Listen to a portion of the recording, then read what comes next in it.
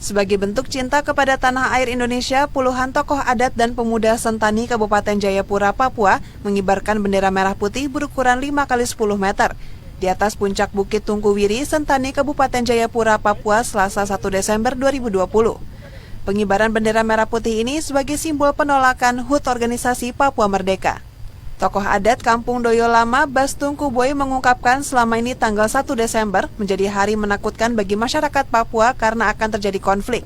Pihaknya menegaskan bahwa Papua merupakan bagian dari Negara Kesatuan Republik Indonesia yang sudah merdeka tahun 1945, sehingga warga diimbau tidak takut dan tetap beraktivitas seperti biasa. Dan saya pikir apa yang kami lakukan saat ini untuk kita meluruskan yang sebenarnya, bahwa tanggal 1 Desember bukan bagian atau momok bagi masyarakat yang merasa ketakutan. Karena hampir setiap tanggal 1 Desember warga masyarakat yang ada di Papua merasa resah. Mereka rasa ketakutan. Karena tanggal 1 mereka anggap hari yang keramat. Tapi di sini kami jelaskan bahwa tanggal 1 Desember adalah momen yang baik.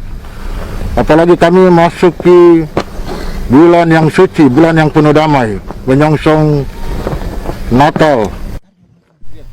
Bas Tungkuboy meminta kelompok-kelompok yang masih berseberangan ideologi untuk sadar dan kembali bersama pemerintah bergandeng tangan membangun bumi cendrawasih. Dari Jayapura, Papua, Laksa Mahendra, Kantor Berita Antara mewartakan.